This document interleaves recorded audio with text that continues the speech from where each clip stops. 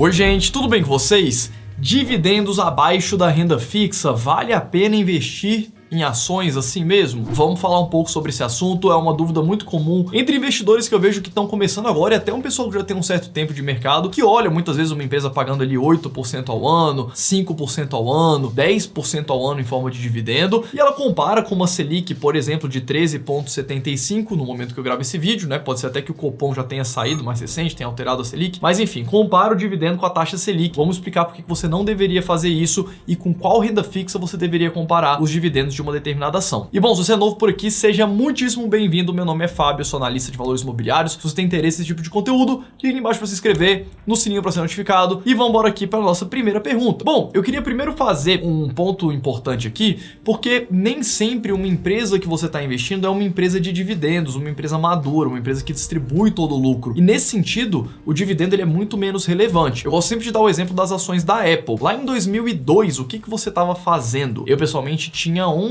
anos em 2002 e naquele momento as ações da Apple estavam sendo negociadas por 25 centavos de dólar. Não sei se você lembra, em 1997 o Steve Jobs voltou para a Apple, fez o lançamento do iPod, né? Foi bem na época que o iPod foi lançado, ali alguns anos depois, e as ações da Apple negociavam ali perto dos 23 centavos, 25 centavos de dólar. E é importante destacar que nessa época a empresa era uma empresa de crescimento, era uma empresa que reinvestia praticamente todo o seu lucro, e a Apple ficou sem pagar um centavo de dividendo até o ano de 2014, quando ela começou a pagar ali os seus primeiros dividendos. Na verdade, se você voltar um pouco mais na história da Apple, lá atrás ela já tinha distribuído dividendos, mas o fato é que ela ficou durante o período de 2002 até 2014 sem distribuir nada de dividendo. E hoje, 2022, a Apple distribui por trimestre, por ação, 25 centavos de dólar. Ou seja, hoje a Apple distribui praticamente o valor de uma ação lá de 2002 em forma de dividendo. O que isso quer dizer? Quer dizer que se você tivesse investido uma única vez 10 mil dólares em ações da Apple lá atrás, hoje você teria 6.623 mil dólares em valor de mercado em ações da Apple e você receberia trimestralmente 10 mil dólares em forma de dividendo, com um único aporte lá atrás. Então para pensar, se naquela época você estivesse comparando os dividendos da Apple com o retorno da renda fixa, e isso que a renda fixa naquela época aqui no Brasil pagava mais de 20% ao ano, tá? É importante destacar. Você nunca teria comprado ações da Apple, mas as ações da Apple trouxeram um retorno muito maior do que a renda fixa nesse período. Ou seja, empresas de crescimento, como foi o caso da Apple e como é o caso de tantas outras empresas aqui no Brasil e também lá nos Estados Unidos, você não pode comparar o dividendo com o preço da ação e muito menos comparar com a renda fixa, porque o momento da empresa é um momento de expansão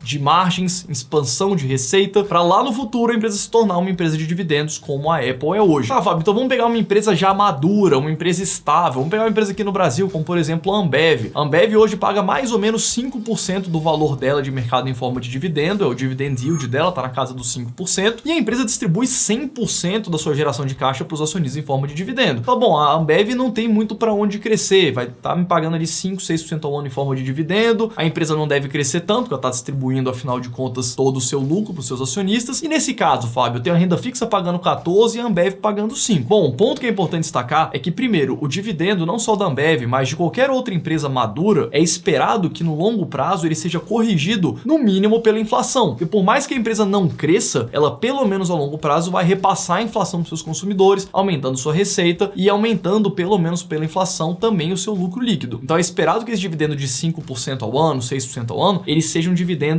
além da inflação. Ou seja, a gente pode considerar que ele é um dividendo de 5, 6% ao ano, no caso da Ambev, mais IPCA, mais inflação. E como é um investimento de longo prazo, quando você investe em uma ação como da Ambev, e como deveria ser em qualquer ação da sua carteira, você tem que comparar esse dividendo com o dividendo de um título público, como por exemplo o Tesouro IPCA+. Se você pegar hoje o Tesouro IPCA+, 2035, 2045, os mais longos, você vai ver que eles estão pagando ali mais ou menos IPCA mais 5, IPCA mais 6%, dependendo do momento que você veja esse vídeo. Então, de fato, a Ambev, por ser uma empresa extremamente consolidada, é quase como se o mercado precificasse as ações dela como um título público. Só que a grande questão é que mesmo que esse retorno suposto hipotético seja o mesmo, no caso da Ambev você tem opcionalidades que podem te gerar mais retornos no futuro. Ou seja, a empresa pode decidir investir em outros projetos, como por exemplo de bebidas não alcoólicas, como ela já tem, expandir mais esse segmento e gerar um retorno maior no futuro, que a gente não tem nos títulos públicos. Opcionalidade é mais ou menos assim, lá em 2002, o mercado nem imaginava que a Apple hoje ia lançar os AirPods e os AirPods iriam ter receita maior do que grandes Big Techs, como por exemplo, Spotify, Adobe, Nvidia, AMD. Só pra vocês terem uma ideia, em 2020, tá? Esse dado tá um pouco defasado, mas em 2020 os AirPods faturaram para Apple 23 bilhões de dólares, a Adobe, empresa inteira, faturou 12,8 bilhões de dólares, Uber, 11,14 bilhões, Nvidia, 10,9 bilhões, AMD, 9,7 bilhões, Spotify, 9,5, Square, Twitter, valores menores. Então, lá naquela época, o mercado nem imaginava que a Apple poderia lançar isso no futuro. E essa lógica de opcionalidade vale para qualquer empresa, por isso que é muito comum você até pegar empresas maduras,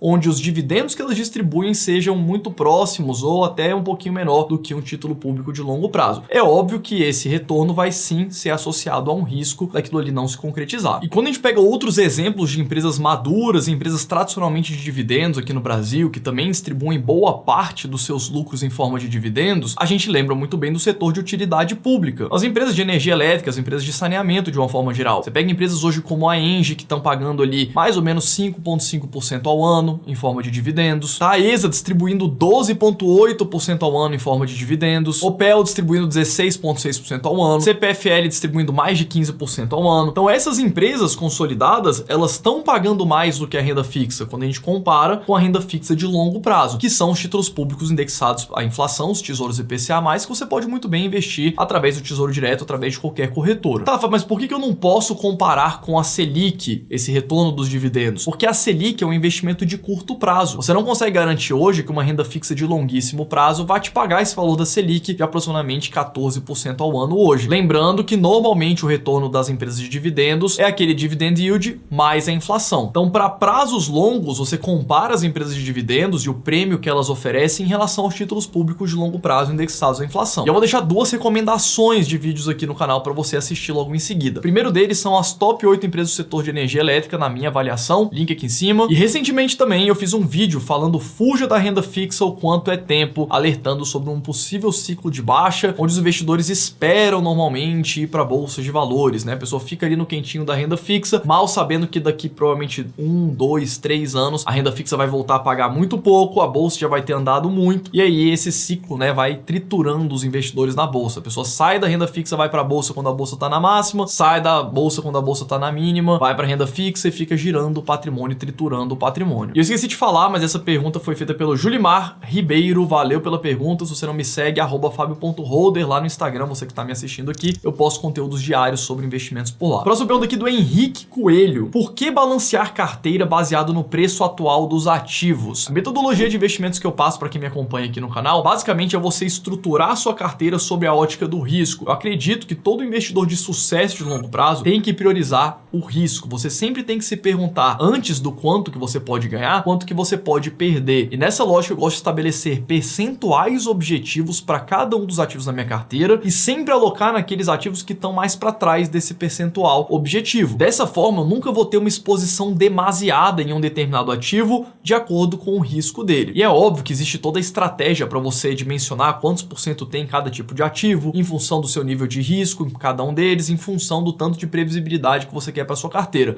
Mas de uma forma geral, o que importa no final do dia é o quanto do seu patrimônio percentualmente você tem em cada um dos ativos da sua carteira. E é importante você entender o risco de cada um deles, limitar o seu percentual de alocação objetivo em função desse risco e sempre estar comprando aqueles ativos que estão mais para trás. Eu pessoalmente não gosto de rebalancear minha carteira vendendo os ativos que subiram muito. Se o ativo está subindo muito e estiver muito acima do meu percentual objetivo, eu simplesmente não compro ele, vou comprando outros para ir sempre pensando no risco da minha carteira e sempre fazendo esse balanceamento natural com os meus novos aportes que eu vou colocando ali todos os meses. Beleza? Então pelo vídeo de hoje é isso, espero que vocês tenham gostado, deixem o seu like, compartilhem com quem vocês acham que tem interesse, isso ajuda demais aqui o canal e eu vejo vocês no próximo vídeo.